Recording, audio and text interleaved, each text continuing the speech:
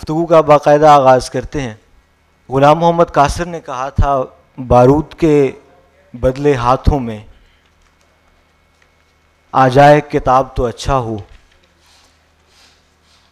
तो ये ख्वाब जो है अगरचे पूरी तरह शर्मिंदा ताबीर नहीं हो रहा, क्योंकि बारूद की बदबू जो है वो इस कदर फैल गई है, इस कदर ज़्यादा हो गई है, और वो ख्वाब देखने वाली आँखें इस कदर आलूदा हो चुकी हैं कि ख्वाब देखने की सकत हर गुज़रते दिन के साथ कम होती जा रही है। लेकिन खुशी की बात यह है कि वो लोग उस ख्वाब को जुज़वी तौर पे पूरा कर रहे हैं, जो किताब के साथ जुड़े हुए हैं, जो किताब लिखते हैं, जो किताब पढ़ते हैं, जो किताब का चर्चा करते हैं और किताब को दूसरों तक पहुंचाते हैं। तो मैं बिला ताख़ीर पहली किताब जिसका तारुफ़ आज हम हासिल करेंगे, मेरे दाएं तरफ मौजूद हैं जनाब मुश्ताक अहमद। वो हमारे साथ एक किताब का तारुफ़ शेयर करेंगे। उस किताब का नाम है फ़ातिह का गीत। सरवत हुसैन का लिखा हुआ ये मजमूआ कलाम, एक्चुअली ये गैर मतबूआ कलाम है जो अदनान बशीर ने उसको मुरतब किया है, हमारे साथ मौजूद हैं। इस किताब के साथ बहुत सारे हवाले जुड़े हुए हैं जिनको इकट्ठा देखा जा सकता है। एक तो ये है कि ये किताब कोलाज पब्लिकेशंस ने शाया की है। मुश्ताक हमारे साथ मौजूद हैं, वो इस पे गुफ्तगू करेंगे। सरवत को हम याद करेंगे और इस किताब को इकट्ठा करने वाले अदनान बशीर भी हमारे साथ मौजूद हैं। तो मैं गुजारिश करूँगा मुश्ताक से कि प्लीज़। इश्काबाद के शुक्रिया के साथ मैं अपनी बात का आगाज़ करता हूँ। सरवत हुसैन का हमें एक शेर याद है, मौत के दरिंदे में एक कशिश तो है सरवत, लोग कुछ भी कहते हों ख़ुदकुशी के बारे में। अक्सर व बेशतर सरवत हुसैन के इस जैसे और शेरों का हवाला देकर उनके बारे में, उनकी शायरी की तमाम तर गुफ्तगू को उसी के अंदर लपेट कर हमेशा बयान कर दिया जाता है और उनकी शायरी पर, उनके काम पर, उनके दूसरे मौज़ूआत पर बहुत कम तवज्जो दी जाती है। और ऐसा क्यों न हो, सरवत हुसैन ने भी तो ख़ुदकुशी कर ली। एक बार कोशिश की, दोनों टांगों से महरूम हो गए। 3 साल बाद फिर कोशिश की और रेलगाड़ी के पहियों की नज़र हो गए और दोस्तों की तरफ पलट कर न देखा। तो सवाल पैदा होता है कि अगर ऐसा शायर जो बज़ाहिर ज़िंदगी से हार गया और जिसने ज़िंदगी हारी हो, उसके कलाम की यकजाई के बाद अदनान बशीर ने उस मजमूए का नाम फ़ातिह का गीत क्यों रखा? दूसरा ये कि जिनकी कुलियात 2015 में शाये होकर हमारे सामने आई हो, कुलियात को तरतीब देते वक्त ये ख़याल भी रखा गया होगा कि उनके तमाम तर कलाम को जिसे पढ़ना चाहिए, जो पढ़ना ज़रूरी है, उसको उसमें यकीनन शामिल कर लिया गया होगा, क्योंकि उस कुलियात को तरतीब देते हुए उनके बेटे सलमान सरवत साहब की सरपरस्ती भी शामिल रही। तो ऐसे में जब कोई बाद में मुहक्किक मुदव्विन उनके कलाम की तरफ तवज्जो करता है और वो कलाम जिसे शऊरी तौर पर या किसी भी तरह से छोड़ दिया गया हो, तो वो जब उसको यकजा करता है तो उसके जहन में ये ख्याल भी तो पैदा हो सकता है कि इस कलाम को इकट्ठा करने के बाद उनका मर्तबा ज़्यादा होने के बजाय कम भी तो हो सकता है, जिस तरह बाल शौरा का नाम हमारे जहन में आता है। तो ये कोशिश क्यों की? पहली बात की तरफ आते हैं। सरवत हुसैन को ज़िंदगी से ज़्यादा मौत अगर पुरकशिश मालूम होती है तो क्या ऐसा है? ऐसा हरगिज़ नहीं है। उनकी शायरी ज़िंदगी से भरपूर है और वो अपनी शायरी में ज़िंदगी का चर्चा करते नज़र आते हैं और उन्हें ज़िंदगी से बहुत मोहब्बत है। मैं एक नज़्म आपके सामने पेश करता हूँ। दरख्त मेरे दोस्त पहले मजमूए में शामिल है। मैं शुरू करता हूँ यहाँ से। तुम बहुत पुरवकार और सादा हो, मेरे थैले को जानना चाहते हो, ज़रूर ये लो, मैं इसे खोलता हूँ, रोटियाँ, दुआएं और नज़में। मेरे पास इससे ज़्यादा कुछ नहीं, एक शायर के पास इससे ज़्यादा कुछ नहीं होता। अगर मेरे पास एक और ज़िंदगी होती तो मैं अपनी पहली ज़िंदगी तुम्हारी जड़ों पर गुजार देता। मगर मैं घर से ख़ानदान भर की खुशियों के लिए निकला हूँ और वहाँ मेरा इंतज़ार किया जा रहा है। तुमने मेरे दोस्त, हाँ तुमने बहुत कुछ सिखाया है मुझे, मसलन ज़मीन और आसमानी, बिजली और हवा और इंतज़ार और दूसरों के लिए ज़िंदा रहना। बहुत कीमती हैं ये बातें, मैं क्या दे सकता हूँ उस फयाजी का जवाब। मेरे पास तुम्हारे लिए एक रोटी और दुआ है, रोटी तुम्हारी च्योंटियों के लिए, दुआ तुम्हारे आखिरी दिन के लिए। मुझे मालूम है तुमने कुल्हाड़ी के मुसाफे और आरी की हंसी से कभी खौफ नहीं खाया, मगर तुम रोक नहीं सकते उन्हें, कोई भी नहीं रोक सकता। खुदा करे तुम्हारी शाखों से एक झोंपड़ी बनाई जाए, बाजुओं के घेरे में ना आने वाले तुम्हारे तने की लकड़ी बहुत काफ़ी है 2 पहियों और एक कश्ती के लिए। दोस्त, हम फिर मिलेंगे, मुसाफिर और छकड़ा, मुसाफिर और कश्ती, कहीं न कहीं हम फिर एक साथ होंगे, कहीं न कहीं एक साथ हम सामना करेंगे हवा का और रास्तों का, मसरत का और मौत का। मुसरत का और मौत का सामना करने वाले, दूसरों के लिए ज़िंदा रहने वाले और ज़िंदगी के ऐसे ख्वाब देखने वाले ने आखिर ख़ुदकुशी क्यों कर ली। 2 ख़त जो मोहम्मद सलीमुर रहमान साहब को सरवत हुसैन ने लिखे मुकालमा के एक शुमारे में शाये हुए, उनमें से 2 लाइनें सुनाता हूँ। एक ख़त में लिखते हैं, रात का आखिरी पहर है, बल्ब की रोशनी बच्चे को कहीं जगा न दे, इजाज़त दीजिए आपका सरवत। एक और जगह लिखते हैं, घर से दूर रहने में मुश्किलात का सामना तो है, लेकिन उन मुश्किलात और मसाइल में ज़िंदगी गुजारने का एक अपना चार्म है। ये 2 जुमले पढ़ने के बाद हम कैसे ये तसव्वुर कर लेते हैं कि सरवत हुसैन को मौत ज़्यादा पुरकशिश मालूम होती है।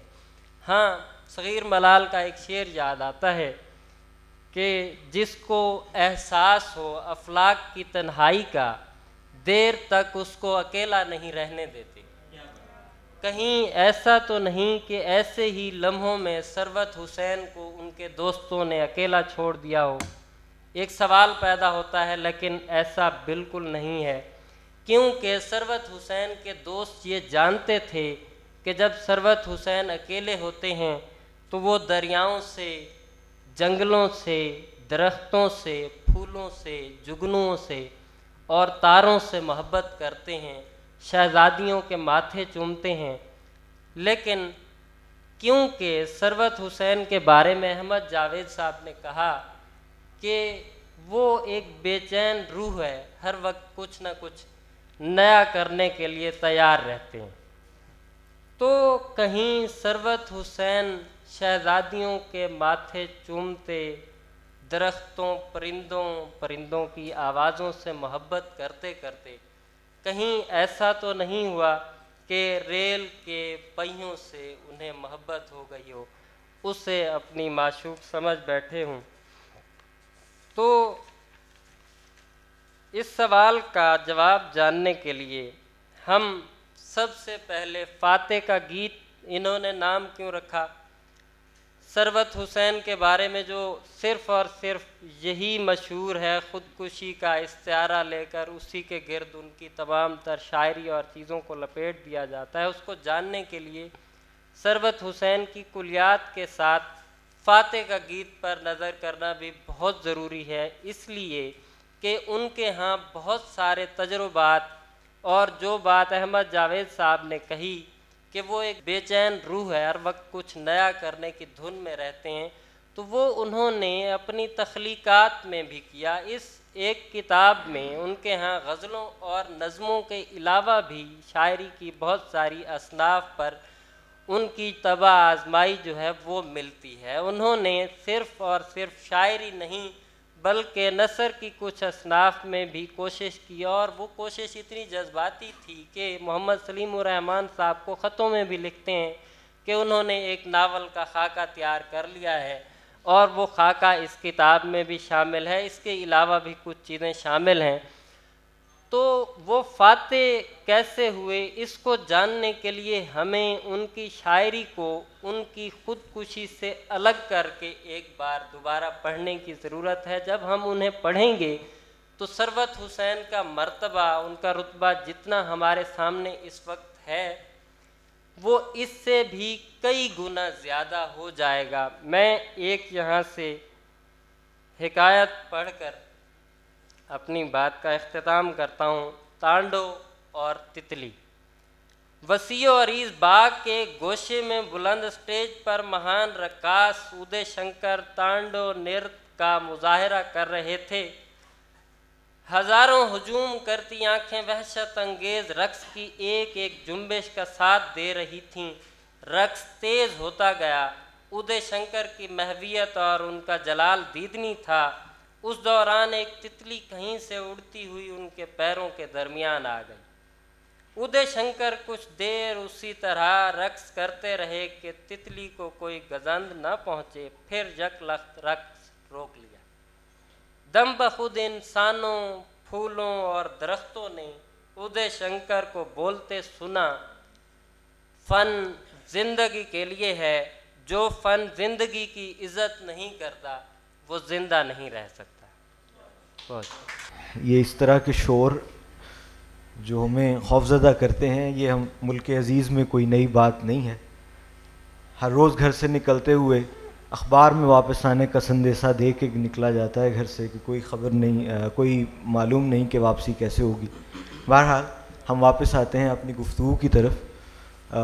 पहली गुफ्तगू मुश्ताक अहमद की हमने सुनी। बहुत शुक्रिया, आप तशरीफ़ लाए, आपने वक्त निकाला और ख़ूबसूरत गुफ्तगू से नवाजा। कहीं कहीं आपको मैं अटकता हुआ अगर महसूस हूँ तो जो मेरे करीबी दोस्त हैं वो इस नक्स से वाकिफ़ हैं, वो जानते हैं कि ये मेरा एक प्रॉब्लम है जिसकी वजह से मैं कहीं कहीं किसी एक लफ्ज़ पे जो है वो मुझे अदा करने में मुश्किल होती है, एक इंजरी की वजह से। बहरहाल आगे बढ़ते हैं। पहली गुफ्तगू हमने जो समाअत की है वो एक शेरी मजमूए पे थी। अगली गुफ्तगू जो हम सुनने जा रहे हैं, मैं बड़े एहतराम से गुजारिश करूँगा, मेरे बाएं तरफ मौजूद हैं डॉक्टर नजीब जमाल साहब। मैं उनसे मुल्तमिस हूँ कि वो सलवा आवान के सफ़रनामे हैरत भरी आँख में चीन, उसके ऊपर अपने ख़यालात का इजहार करेंगे। एक सेकंड सर आपसे लूँगा। एक मेहमान जिनका इंतज़ार था वो चूँकि पहुँच चुके हैं, मैं मुल्तमिस हूँ काशिफ मंजूर साहब से कि आप प्लीज़ स्टेज पे तशरीफ़ ले आएँ। वो भी आज हमारे पैनल में शामिल हैं, तो प्लीज़।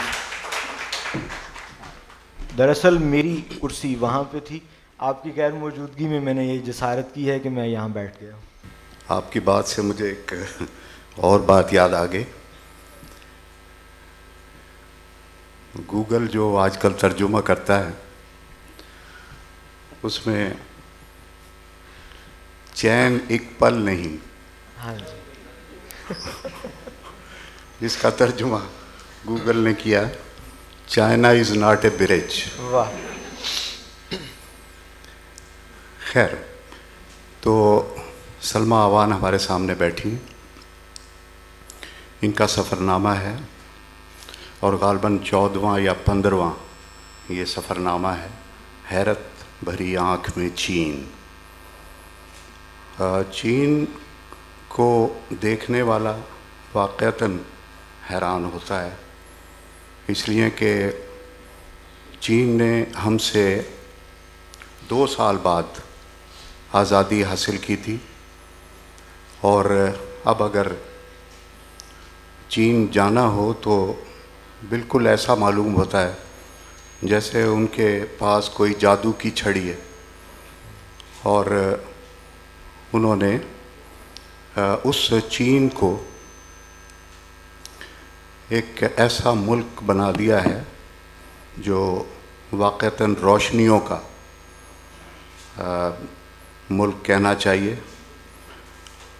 किसी ज़माने में हम कराची को रोशनियों का शहर कहते थे और चीन के लोग बहुत दिनों तक कराची की बुलंदो बाला इमारतें देखने के लिए, रोशनियाँ देखने के लिए, समंदर देखने के लिए यहाँ आते थे।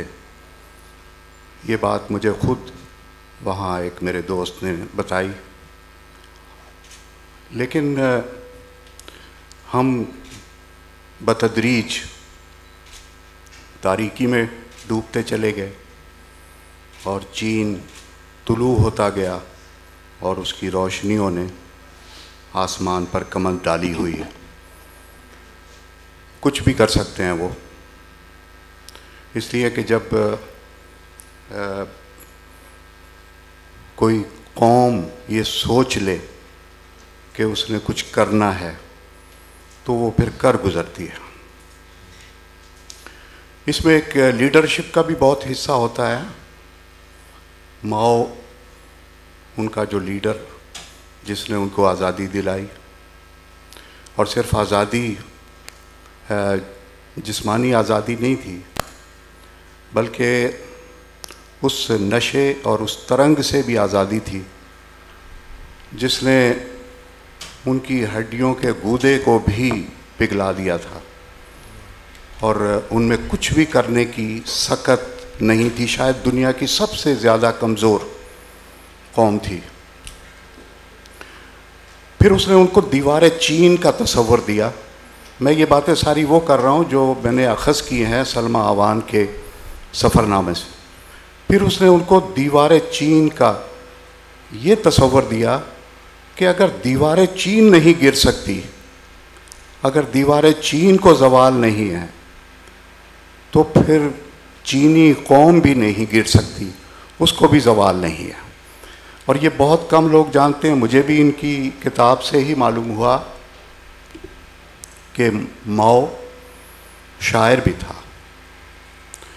और वाक़तन जब मैं इकबाल के शज़रात को पढ़ रहा था तो मुझे वहाँ एक शज़रा ये भी मिला कि the nations are born in the heart of poets, कि कौमें जो हैं वो शायरों के दिलों में पैदा होती हैं। इत्तेफाक से हमारे यहाँ भी जो इस वतन अज़ीज़ का तस्वुर है ये एक शायर ही के दिल पे पैदा हुआ था, मगर ना हमने उस शायर की कद्र की, ना अपने कौम की, ना अपने वतन की।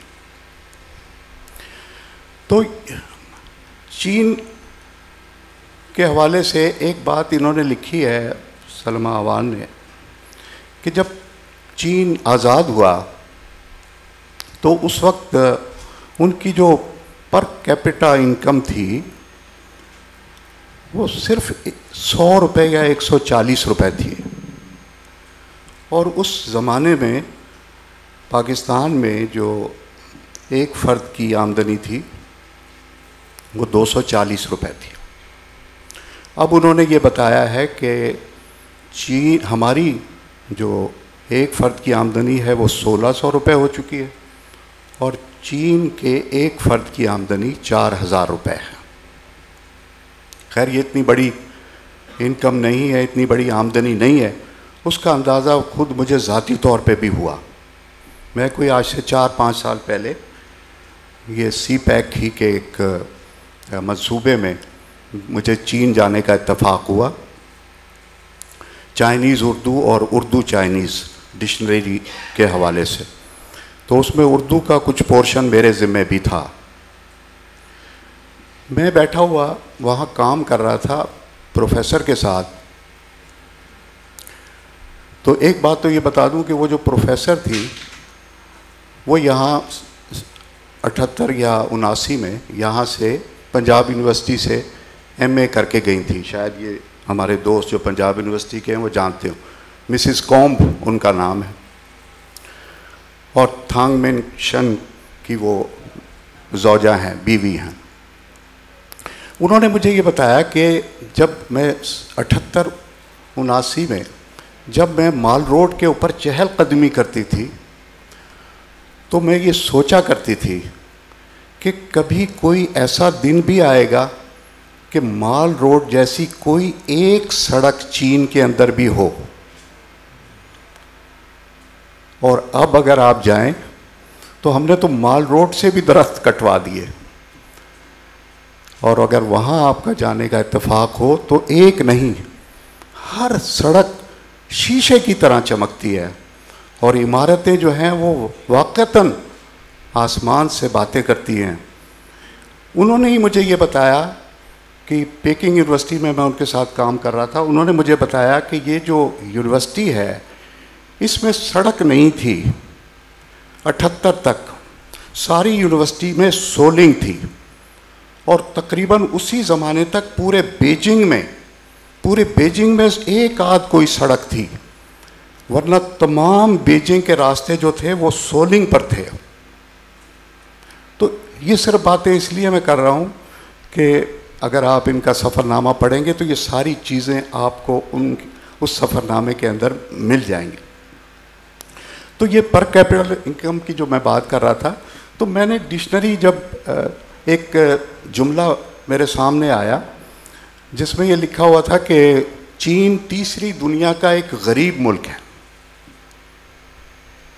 मैं बड़ा हैरान हुआ और मैंने उनसे पूछा कि आप तो अमेरिका को कर्जे दे रहे हैं, हम जैसे मुल्कों की तो बिसात ही क्या है, तो आप अपने आप को तीसरी दुनिया का और गरीब मुल्क कह रहे हैं। तो उसने कहा हाँ, उसने यही बात की जो सलमा ने लिखी है कि ये जितने तरक्की याफ्ता मुल्क हैं इनकी आबादी 7 करोड़, 8 करोड़, 10 करोड़, ज़्यादा से ज़्यादा अमेरिका की आबादी 25 करोड़ आप समझ लें, और हम हैं 150 करोड़ और हमारी पर कैपिटल इनकम जो है बहुत लो है। हाँ, 30 साल के बाद हम इतने ही होंगे, शायद इससे भी ज़्यादा होंगे, लेकिन हमारी पर कैपिटल इनकम जो है वो इन तमाम डेवलप्ड कंट्रीज से कहीं ज़्यादा होगी, लेकिन 30 साल बाद। अब ये 30 साल का भी एक टारगेट जो है वो उन्होंने तय किया हुआ है। तो ये सूरत हाल जो है ये हमें दिखाई देती है। और अब लिखा है सलमा अवान ने, और आप यकीन करें, मैं तो सबसे पहली बात जिसने मुझे बहुत ज़्यादा मुतासर किया, मैंने एक पोस्ट भी लगाई थी इनकी किताब पर और मैंने लिखा था कि इनका जो उसलूब है उसे अगर कोई नाम दिया जाए तो वो बीबा उसलूब है। बीबा यानी इतने प्यार से, इतनी मोहब्बत से, इतनी रवानी से और इतनी सहूलत से ये बात करती हैं, और ख़ास तौर से जो उसमें तड़का लगाती हैं अपनी पंजाबी ज़बान का और पंजाबी मुहावरों का। मसलन अगर PIA की फ़्लाइट में इनको अगर दूध का एक गिलास मैसर नहीं आता तो फ़ौरन इनके जहन में ये ख्याल आता है कि ये PIA बेचारी कितनी गरीबड़ी हो गई है। तो ये इस तरह का उसलूब, इस तरह का ढंग आपको मिलेगा और हर जगह एक ऐसी सूरत आपको दिखाई देगी जहां इनकी मौजूदगी का आपको एहसास मिलेगा। आम तौर पे हमारे सफ़रनामा निगार इस चीज़ का ख्याल नहीं करते और ज़्यादातर अफसानवी फ़ज़ा पैदा करने की कोशिश करते हैं। लेकिन अगर आप एक मुआशरती सूरत हाल को या समाजी सूरत हाल को इस पैराए में बयान करें कि वो आपको हिलने ना दे, आपकी नज़र जो है उसको चूकने ना दे, आपको इधर उधर ना होने दे, तो मैं समझता हूँ कि वो एक बड़ी कामयाबी है लिखने वाले की। और जैसे मैंने बताया कि 14-15 सफ़रनामे लिख चुकी हैं, सारी दुनिया की सैर कर चुकी हैं, 6 नावल लिख चुकी हैं, 7 अफसानों के मजमूए लिख चुकी हैं। और जिस चीज़ ने मुझे बहुत ज़्यादा मुतासिर किया था इनकी जिस किताब ने, वो थी जो इन्होंने तराजिम के ऊपर जो किताब रोशन या फ़रोज़ा आलमी अदब की रोशन क़िंदीलें, वो इतनी खूबसूरत किताब थी कि आज भी वो मैं उसको हमेशा पढ़ता हूँ और बिल्कुल हाजिर एक तरह से अपनी मेज़ के ऊपर रखता हूँ। तो कहने का मतलब ये है कि चल फिर के देखना जो है वो उसमें फिर ये है कि वो मुझे अर्श सिद्दीकी साहब का एक शेर याद आ रहा है कि रुक गए तो देखने आएंगे लोग, आफियत अब घूमते रहने में है। तो ये चीन जब मैं पढ़ रहा था इनकी किताब तो मुझे लगा कि चीन जाने के लिए इनकी जो बेताबी थी, इनकी जो बेचैनी थी, वो कुछ ऐसे ही नहीं थी, बल्कि इन्होंने चीन को वाक़तन बड़ी मोहब्बत की नज़र से देखा, बल्कि एक हासिद की नज़र से देखा। अगर आप इनके किताब के जो इंतसाब है उसको आप देखेंगे तो उसमें उन्होंने अपने उस हसद का जो दरअसल रश्क है उसका बयान भी किया है कि उन्होंने आसमान में थगली लगा दी है, ये लफ्ज़ इन्होंने इस्तेमाल किया। अब ये इस तरह का उसलूब और इस तरह की जो कैफियत है वो जब इन पर तारी होती है तो ये वही कैफियत जो है वो पढ़ने वाले के ऊपर भी तारी करती हैं। यानी अब आप सिर्फ मैं एक मिसाल देता हूँ चूँकि और दोस्तों ने बात करनी है कि जो स्क्वायर है, हाँ थियाननमेन, ये जो स्क्वायर है दुनिया में इसकी कोई दूसरी मिसाल मौजूद नहीं है। मैंने भी कुछ थोड़ी बहुत दुनिया देखी हुई है, कहीं दुनिया में ऐसी मिसाल मौजूद नहीं है कि एक बहुत बड़ा अहाता है जिसके एक तरफ पार्लियामेंट की इमारत है, जिसके दूसरी तरफ फॉरबिडन सिटी है, जिसके तीसरी तरफ उनका म्यूज़ियम है और जिसके चौथी जानिब जो है वो मौज़ेतन का मकबरा है, और एक दुनिया वहाँ आपको नज़र आती है। और ये चारों बातें, चारों चीज़ें एक तारीख़ हैं। मिसाल के तौर पे मैं जब फॉरबिडन सिटी में गया, मैंने अज़ीज़ अहमद का जो अफसाना है बड़ा मशहूर खदंग जस्ता, तो मुझे ख्याल होता था कि कभी कोई ऐसा तीर भी होगा या मंगोलों ने कोई ऐसा तीर भी या छोटा सा तीर बना दिया होगा कि जो इतनी तेज़ी से हरकत करता होगा और इतनी तेज़ी से वो अपने हदफ तक पहुंचता होगा। तो उसको वो मुझे फिर जाके मिला फॉरबिडन सिटी में, जो उन्होंने मंगोलों की और उस दौर की तारीख़ी चीज़ें जो हैं वो जमा कर रखी हैं। वहाँ खदंग जस्ता भी मौजूद है, वो छोटा तीर जिससे मंगोलों ने सारी दुनिया को एक अजाब में डाला हुआ था। लेकिन उसी मंगोल को, उसी मोज़ोर कौम को चीनी कौम ने उस ज़माने में रोका था जब वो अभी अफ्यून की तरफ नहीं आए थे, किसी नशे की तरफ नहीं आए थे, और उन्होंने 4,000-4,500 किलोमीटर की एक ऐसी दीवार खड़ी कर दी जिसके ऊपर 4-4 बग्घियाँ एक एक वक्त में दौड़ सकती हैं। वो सारी तफसील जो है वो मैं अब उसकी एक एक तफसील आपको बयान नहीं कर सकता, लेकिन हकीकत यह है कि सलमा अवान ने जिस तरह से चीन को देखा है, गलियों को, बाज़ारों को, मार्केटों को, तारीख़ी मकामात को, तो इस तरह से वाक़तन एक सयाह को देखना चाहिए। वाक़तन इस तरह से एक एक तफसील, एक एक बात को नोट करना चाहिए। अगर कहीं आपके साथ किसी बैंक में कोई फ्रॉड हो जाता है, उसको दरगुजर करने की बजाय आपको अदालत तक जाना चाहिए, वो तजुर्बा भी करना चाहिए कि आपके साथ किसी दूसरे मुल्क में कोई और शख्स जो है वो हाथ ना कर सके। आपको ये भी पता होना चाहिए कि ये दुनिया जो है, इस दुनिया में ढोंगिए जो हैं हर जगह मौजूद हैं, और उनसे निपटने के लिए भी अपने आप को ज़हनी तौर पे तैयार रखना चाहिए। खुदा हम सबको उन ढोंगियों से बचाए।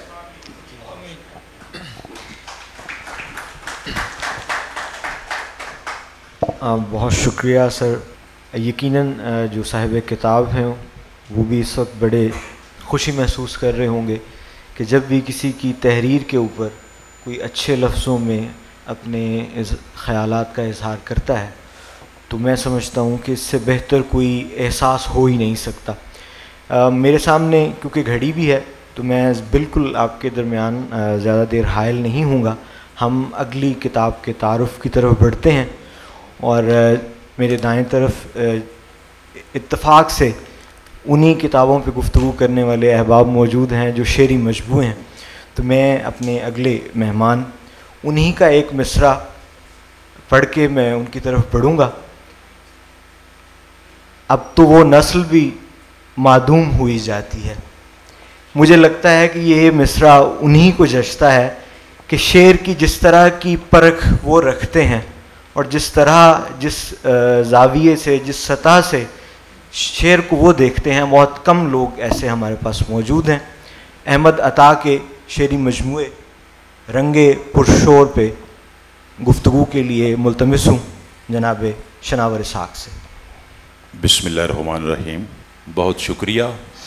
अहमद अता साहब ने अपना लड़कपन और अपनी जवानी का अच्छा खासा हिस्सा लाहौर में बसर किया और यहाँ उन्होंने बहुत से दोस्त बनाए, और मेरा ख्याल है कि वो जितना बीबा आदमी है, मेरा नहीं ख्याल कि उसका कोई दुश्मन भी हो। उन्होंने यहाँ एक खालिस शायराना ज़िंदगी गुजारी। कुछ चेहरे ऐसे होते हैं कि जिनको देख के बड़ा पॉजिटिव ऑरा बनता है आपके जहन में। तो अहमद अता जो है वो हमेशा मेरे लिए ऐसे ही कोई अच्छे दोस्त भाइयों की तरह, और उनसे मेरा एक रिश्ता वो अलाकाई भी है कि इत्तेफाक से मेरे ननिहाल और ददयाल गुजरात के हैं। तो उसके बाद हम गुजरांवाला आ गए और लाहौर। तो ये चूँकि एक महाजरत का सिलसिला तो हमारे साथ वाबस्ता है, बहते बहाते इंसान कहीं के कहीं पहुंच जाते हैं। उनकी पहली किताब भी आई थी और उनकी जो दूसरी किताब है ज़ाहिर है वो यकीनन काबिल ज़िक्र है कि इस सेशन में बजा तौर पर रखा गया, और मुझे ये खुशी हो रही है। चूँकि वक्त कम है इसलिए महज एक तासुर है, लेकिन उसमें मैंने उनकी शायरी का जो एक थीमेटिक कंसर्न है, एक आध कुछ बुनियादी जो उनके सरोकार हैं, कुछ जो शनाख्ती निशान है जो उनका इनफराद, तो उसको मैंने टच करने की कोशिश की है। तो ये महज एक तासुर है। तो आपकी समातों की नज़र।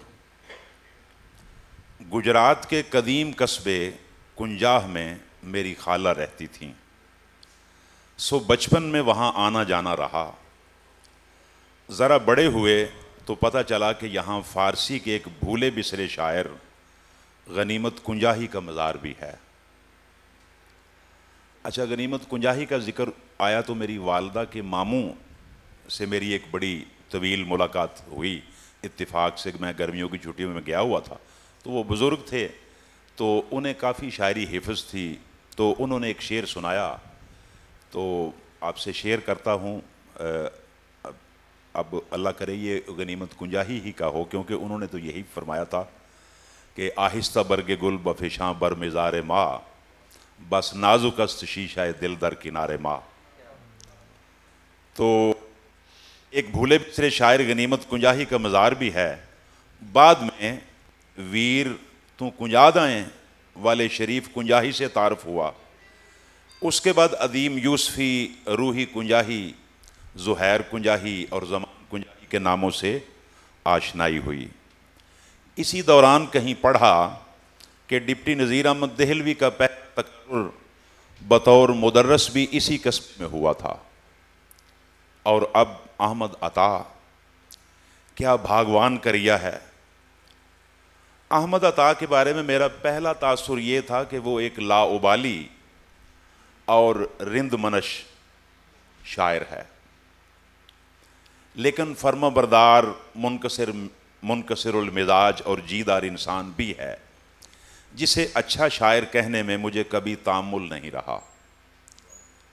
लेकिन इसके साथ साथ जहन में उसके बारे में तासुफ़ की एक लहर भी उठती थी कि एक ज़हीन और तख्लीकी इंसान खुद शनासी की जानिब माइल क्यों नहीं है। रंगे पुरशोर का मुताला करके मैं वाक़यतन निहाल हो गया कि गुज़श्ता चंद बरसों के दौरान उसने अपने तख्लीकी सेल्फ को छू लिया है।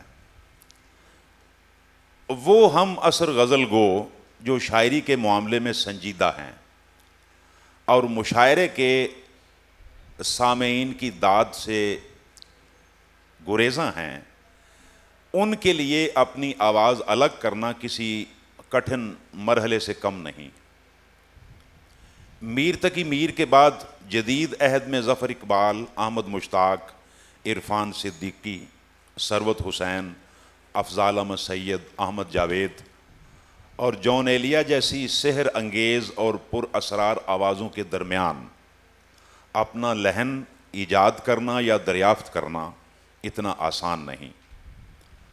अहमद अता जैसे मजलिसी आदमी का मुराकबाना ग़याब बारवर साबित हुआ। गुज़श्ता 2 माह के दौरान मैंने इस किताब को कम से कम 4 मरतबा पढ़ा। ये जब मुझे किताब मिली थी उसके बाद का जिक्र है, क्योंकि इसमें ऐसे मुताबिक अशार हैं जिनमें वो कामयाब करीना मौजूद है जो मुझे बहुत मरगूब है। मज़मून आफरीनी, ख़याल आराई, मिसरा बाफ़ी, तर्रारी और जिद्दत से हट कर वो एक फ़ज़ा बनाता है जहाँ फ़िक्र से ज़्यादा जज्बा व एहसास की शादकामी का सामान है।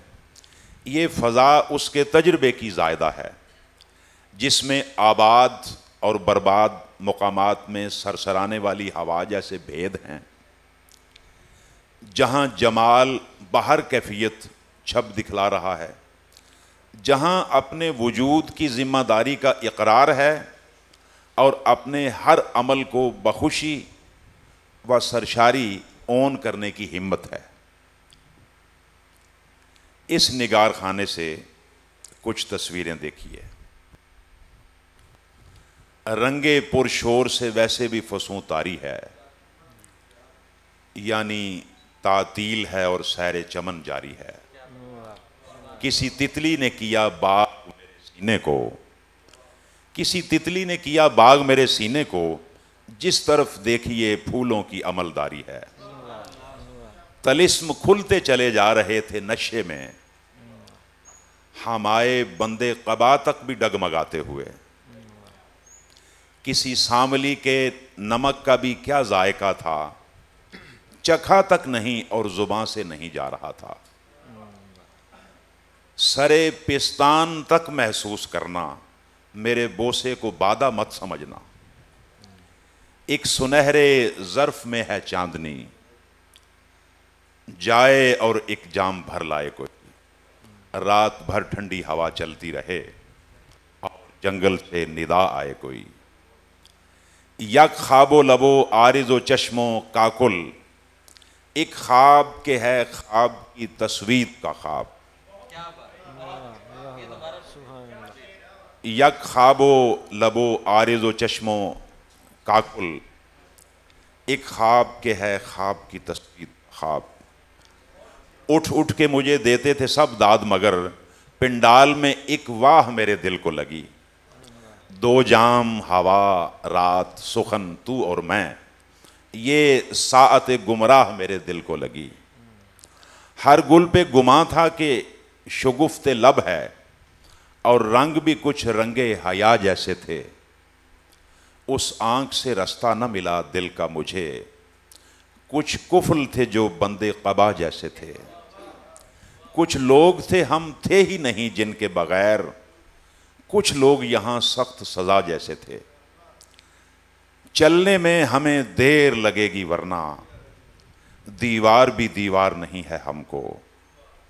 रिंदाने बला नोश हैं इल्ज़ाम दुरुस्त, एजाज से इनकार नहीं है हमको। यकबोसा वो 2 जाम इनायत होंगे, इस वादे पे शब यार बुलाए आमीन। मैं नींद में चलते हुए मिल जाऊं उसे, वो साथ मेरे ख्वाब तक आए आमीन। मैं बेहुनरी में जो हुआ नामावर, फिर बैठ गया और उसे तस्वीर किया। शुक्रिया। बहुत शुक्रिया। एक पैगाम मेरे तक पहुंच चुका है और कमोवेश इसका मतन भी आप जानते हैं। थोड़ा सा ताख़ीर से प्रोग्राम शुरू हुआ, लेकिन जो लोग इस वक्त हमें मैसर हैं, कम ऐसे लोग मैसर आते हैं। तो मैं बड़े एहतराम से गुजारिश करूँगा कि अगर मुमकिन हो तो गुफ्तगू को थोड़ा सा समेट के किया जाए ताकि हम अगले सेशन के लिए कुछ वक्त बचा सकें। मैं बिला ताख़ीर मुल्तमिस हूँ डॉक्टर मोहम्मद नईम साहब से कि आप मोहम्मद अब्बास के अफसानवी मजमूए मैं तो शाब बालू के ऊपर गुफ्तगू फरमाएं। नकारा तो बच चुका है, आपने जान ही ली है। दो चार बातें बहुत सामने की। मोहम्मद अब्बास एक बहुत ही बेचैन रूह है, और जितनी बेचैनी और तेज़ी मैंने उसमें देखी, हैरत अंगेज़ बात यह है कि अफसानों में उतना ही ठहराव है, और ये ठहराव एक तवील रियाजत के बग़ैर नहीं आ सकता। लेकिन अफसानों की उसकी खूबी ये है कि इन अफसानों में आपको ये रियाजत कहीं भी अपना आप बहुत नुमायाँ करके दिखाती हुई नज़र नहीं आएगी। आप अफसाने पढ़ेंगे तो आपको लगेगा कि जैसे बिल्कुल बरजस्ता जो है वो लिखे गए हैं।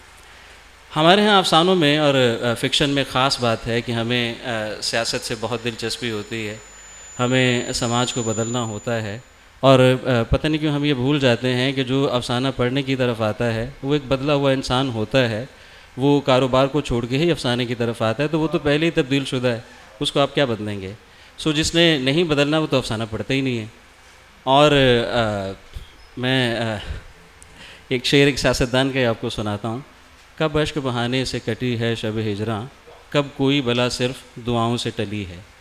सो जो असल बात है समझने की वो ये है कि अगर सदर कत्ल हो जाए तो हम ये नहीं बताते कि उसको कत्ल किसने किया अफसाने में। ये काम अखबार का है, ये काम आप समझ लीजिए कि पुलिस वाले का है।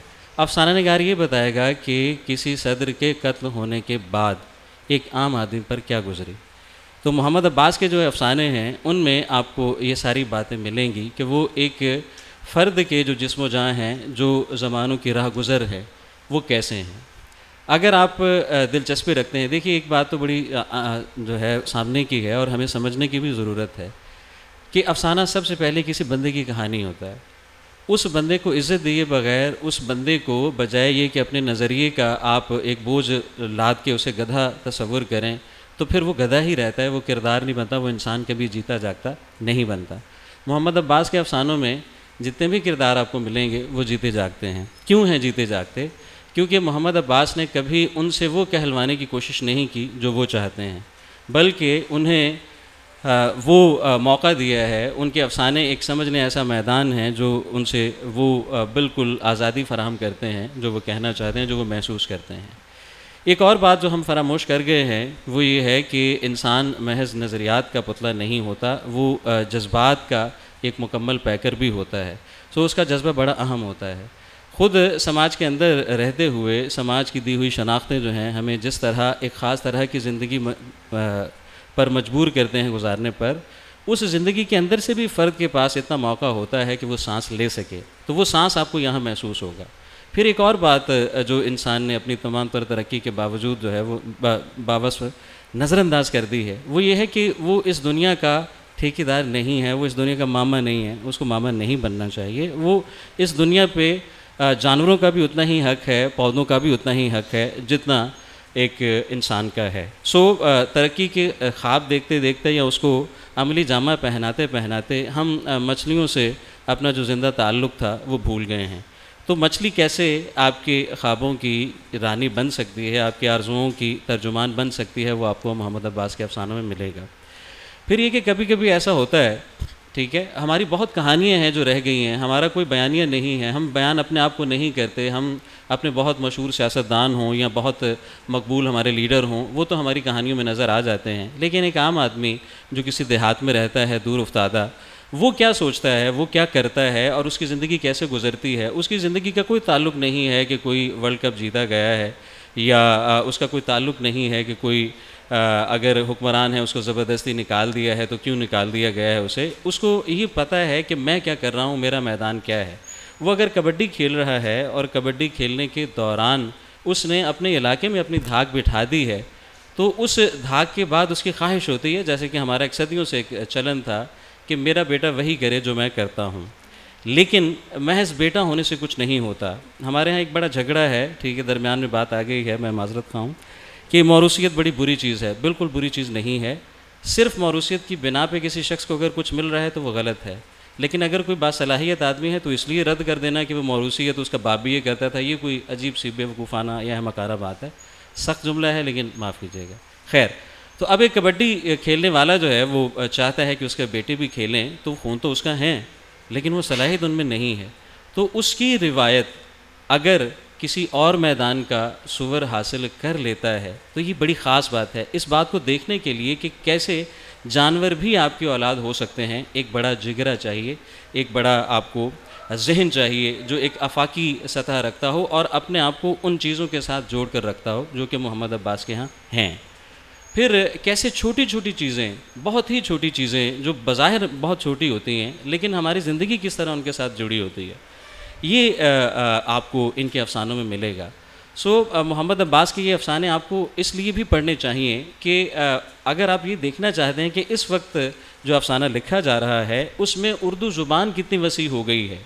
एक ज़माना था जब ये झगड़ा मौजूद था कि आप या तो लखनऊ जैसी ज़ुबान लिखें या आप मुहावरा दिल्ली का इस्तेमाल करें, और हमारे पतरस जैसे बड़े आदमियों को और इकबाल जैसे जो है शायरों को भी ये ताने सुनने पड़ते थे कि जनाब हम जी हाँ कहते हैं, वो हाँ जी कहते हैं, तो उनको तो उर्दू भी नहीं आती। लेकिन अब ये बात लोग समझ गए हैं और ख़ुद वो लोग समझ गए हैं जो उत्तर प्रदेश से आए यहाँ मौजूद हैं। उनमें एक बड़ा नाम मोहम्मद सलीमुर रहमान से जब आप बात करेंगे तो वो आपको बताएंगे कि अगर मोहम्मद अब्बास अपने जहलम के गांव का कोई लफ्ज़ दिखाता है वो क्यों ना दिखाए, सवाल ये है कि वो क्यों लफ्ज़ वो ना लेके आए। जब उसका किरदार उस जहलम के गांव में मौजूद है तो उस बंदे के एहसास को बयान करने के लिए वो लफ्ज़ जो बोली का है वो क्यों ना आए, वो आएगा।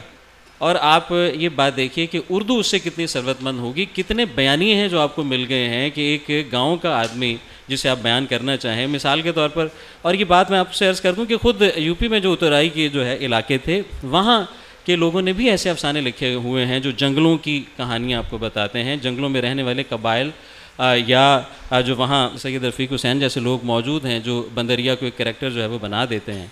सो ये एक बड़ा एक तसलसल है जो आपको मोहम्मद अब्बास के अफसानों में नज़र आएगा। सो मेरा ज़रूर मशवरा है कि आप एक कहानी पढ़ें या कोई एक सफ़ा जो है कहीं से भी आप शुरू कर लीजिए, तो मुझे यकीन है कि उनमें इतनी ज़िंदगी है कि ख़ुद आप अपनी ज़िंदगी को दोबारा नए सिरे से जीने के काबिल ये अफसाने पढ़ के हो जाएंगे। आप सबका बहुत शुक्रिया। बहुत शुक्रिया डॉक्टर साहब। सर ने फरमाया कि एक सख्त जुमला दरमियान में आ गया तो एक जुमला हदिया करके आगे बढ़ते हैं। जुमला मोतरज़ा या कोई ऐसा सख्त जुमला, इसका जायका बिल्कुल उसी तरह होता है जैसे किसी गाने में बेडार सुर का होता है, उससे इसका जो जायका है वो बाकी सारे गाने से अलहदा महसूस होता है। बहुत शुक्रिया। मैं अगले शेरी मजमूए की तरफ बढ़ूँगा और मैं बिल्कुल दरमियान में जो है कम से कम वक्त लेना चाह रहा हूँ। मैं बहुत एहतराम से गुजारिश करूँगा मोहतरमा हमीदा शाहीन साहिबा से कि आप हैरान सरे बाज़ार पे अपने ख़यालात का इज़हार करें। बिस्मिल्लाहिर्रहमानिर्रहीम। हैरान सरे बाज़ार पर मैंने एक मज़मून तहरीर किया है। वक्त की तंगी है सो मैं 5-6 मिनट में कुछ हिस्से पेश कर देती हूँ। हारिस खलीक की किताब हैरान सरे बाज़ार की नज़में पढ़ते हुए कबीर दास का एक मिसरा बार बार जहन पर दस्तक देता रहा। जहाँ चेत उचेत हैं खुम्ब दवो, मन रचिया है हंडोर। जहाँ शऊर और लाशऊर दो सतून हो, वहाँ दिल की पींग हुलारे लेती है। इस किताब की नज़में भी शऊर और लाशऊर के ताने बाने से बुनी गई हैं। इस बुनत में वहाँ वहाँ एक ज़रतारी और ज़रकारी है, जहाँ जहाँ शायर का दिल मौजू के साथ धड़कता है। यूँ नज़्म के अंदर कारी के लिए कैफ, कैफियत और फ़न्नी रचाव एक हो जाते हैं। हारिस खलीक इस तरह तस्वीर बनाते हैं, यूँ मंज़र तख्लीक करते हैं, ऐसे कहानी कहते हैं कि हम उनकी अक्सर नज़में ड्रामे की तरह देख सकते हैं। नज़्म पढ़ना शुरू करें तो एहसास ही नहीं होता कि हमने कब पढ़ने से देखने की हुदूद में कदम रख दिया है। ज़ाती मुशाहिदे की शफ़ाफ़ियत, बयान की रवानी और तस्वीर की ताबनाकी हारिस की नज़मों को पुरतासीर बनाती है। एक हसास दिल और ख़याल आफरीन मिजाज उनकी हर नज़म के अंदर झलकता दिखाई देता है। वो बड़ी महारत के साथ अपने ख़याल की रफ़्तार पे काबू रखते हैं, इसलिए नज़म की लाइनें अपने शिकोह लफ्ज़ी को पूरी तरह मुनक्किस करती हैं। शिकोह लफ्ज़ी से मेरी मुराद सकीलो पेचीदा तराकीब हरगिज़ नहीं, बल्कि अल्फाज की वो तरतीब, तंजीम और रख रखाव है जो नज़्म को हौले हौले आहंग की उस रफ़त पर ले जाए जहाँ नज़्म की लाइनें तेज़ रफ्तार ऊंची लहर की तरह कारी को भिगोती चली जाएं। ऐसा महसूस होता है कि नज़्म को कागज़ पर उतारने से क़ब्ल हारिस खलीक के जहन में इसका मुकम्मल नक्शा मौजूद होता है, क्योंकि नज़्म के वो अफसानवी खदोखाल मजरूह नहीं होते जो किरदारी नज़मों का हुस्न दोबाला करते हैं। इन नज़मों की एक और बड़ी खसूसियत अनकही की मौजूदगी है, जो बाकायदा महसूस भी होती है और कहानी के तलाज़माती रखनों को कामयाबी के साथ पुर भी करती है। जब नियामतुल्लाह सईद बंगश के हाथों बूढ़ी औरत मारी जाती है तो आखिरी 2 सत्रों में हारिस खलीक उस कहानी को समेट देते हैं।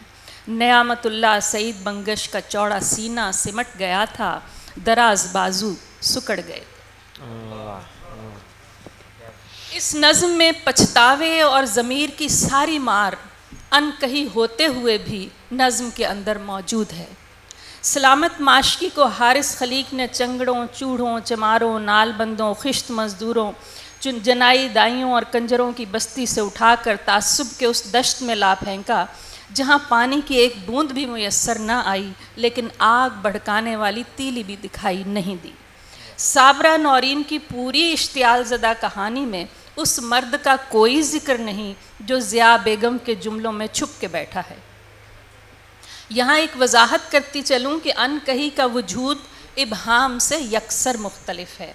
इबहाम किसी कड़ी का गैर मौजूद होना है, जबकि यहाँ सारी कड़ियाँ मौजूद होती हैं, लेकिन उन्हें ऐसी महारत के साथ हारिस खलीक अनकहा रखते हैं कि वो अपना किरदार भी पूरी तरह अदा करती हैं।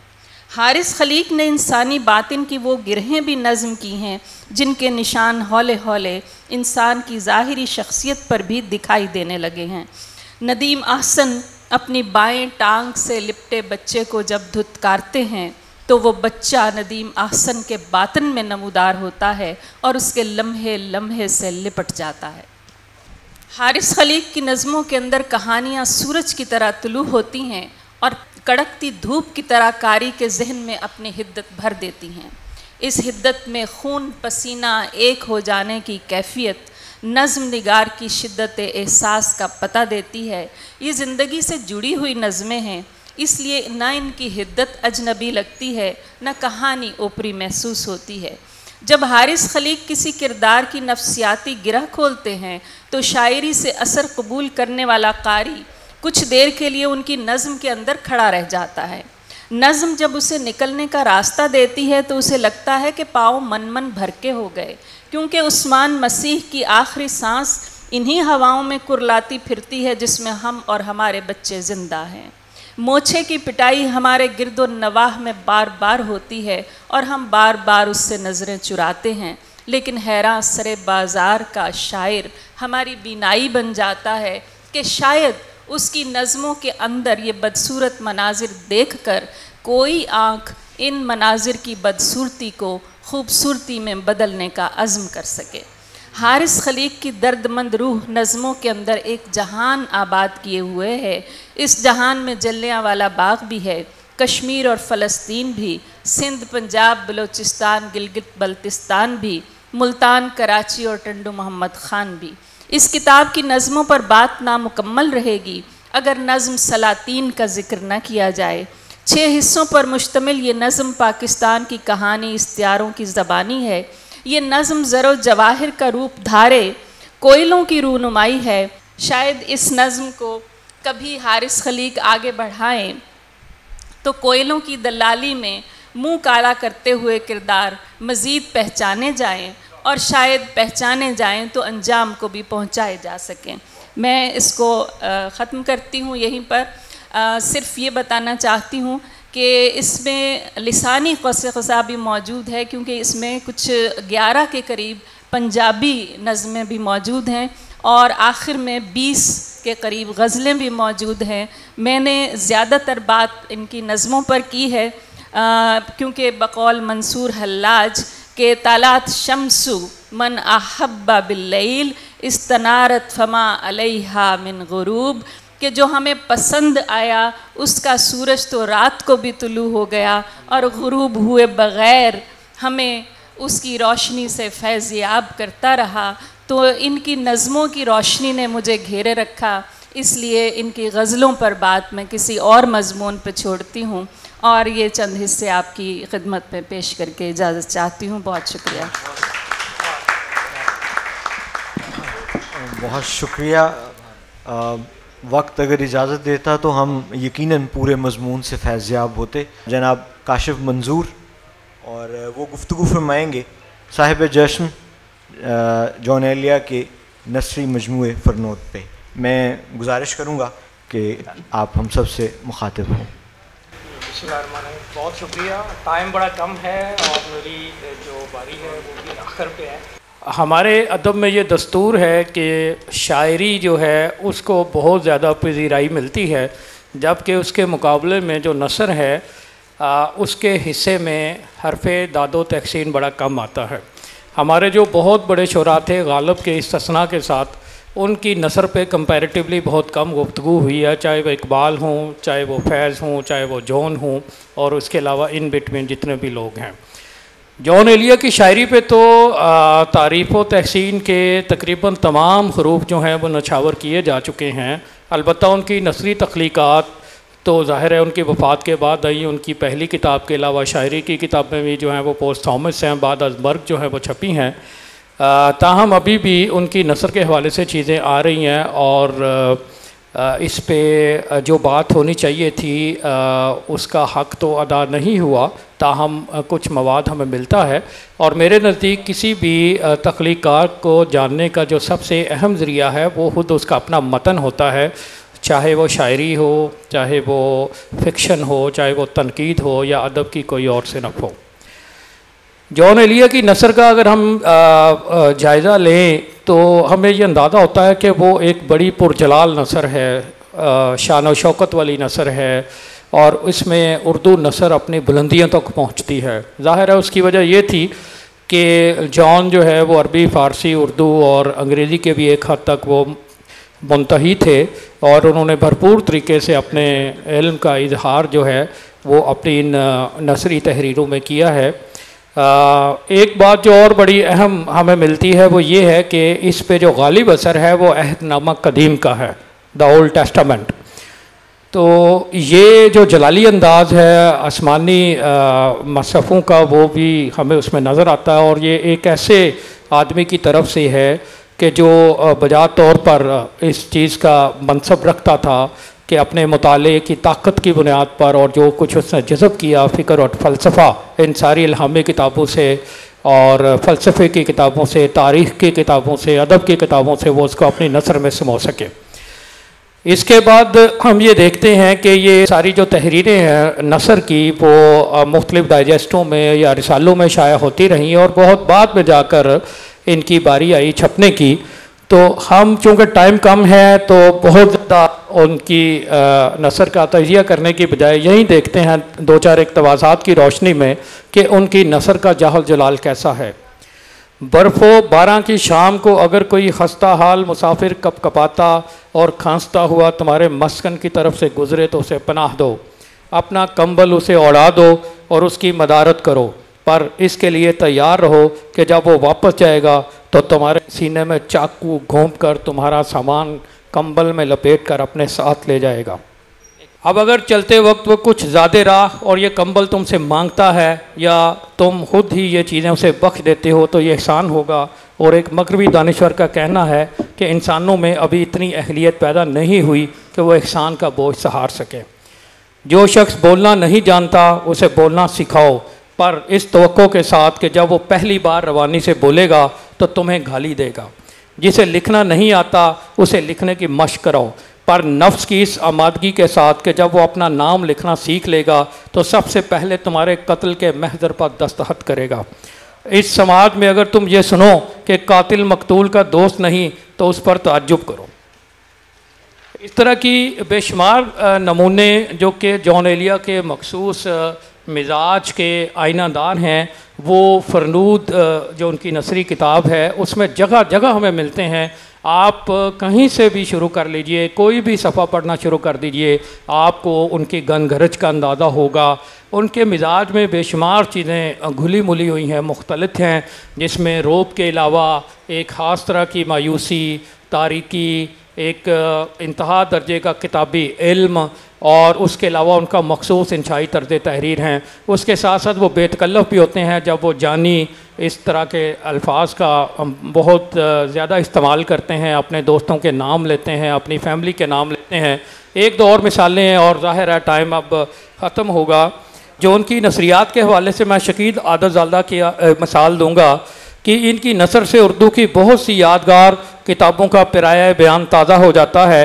अहदनामा अतीक, बागो बहार, अज़रा और अज़रा की वापसी, ताइज़, गुबार ख़ातर और दीगर बहुत से नसर निगार याद आते हैं। इसके अलावा रजब अली बेग सरूर, मोहम्मद हसैन आज़ाद, शिबली नोमानी, अबुल कलाम आज़ाद, मौलवी इनायतुल्लाह दहलवी, हबीब अशर, न्याज फ़तेहपुरी जैसे नादरे रोज़गार कलमकार। अच्छा, इसके हवाले से जो उनके अपनी जो राय है अपने बारे में, वो दो किताबों में बड़े वाज़ेह तौर पे आई है।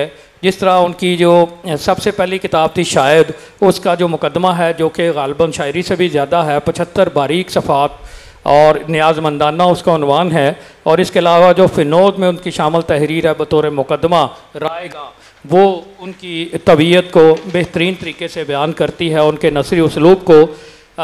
जो उनका एक शेर ही उनको बयान करने के लिए काफ़ी है। वैसे तो ज़ाहिर है बेशुमार हैं कि मैं भी बहुत अजीब हूँ, इतना अजीब हूँ कि बस खुद को तबाह कर लिया और मलाल भी नहीं।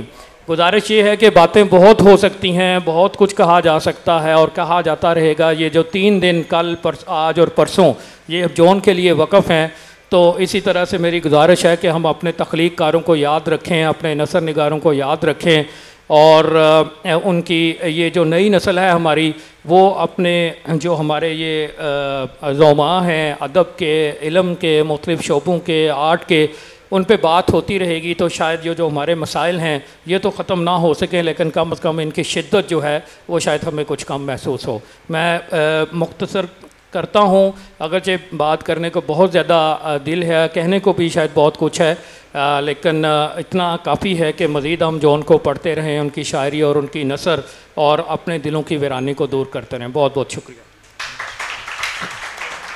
जी, बहुत शुक्रिया। मैं प्रोग्राम के आखिर में, इस सेशन के आखिर में जितने भी शुरका हैं इस सेशन के, मैं किसी तरह भी उनका शुक्रिया अदा नहीं कर सकता, लेकिन फिर भी आप लोगों ने वक्त निकाला, तशरीफ़ लाए और हम सब फैज़याब हुए। सुनने में आया कि इस सदी को कहा जा रहा है कि किताबों की आखिरी सदी है। मैं इस बात से मुत्तफ़िक नहीं हूँ और यकीनन जितने लोग यहाँ मौजूद हैं वो भी इससे मुत्तफ़िक नहीं हैं।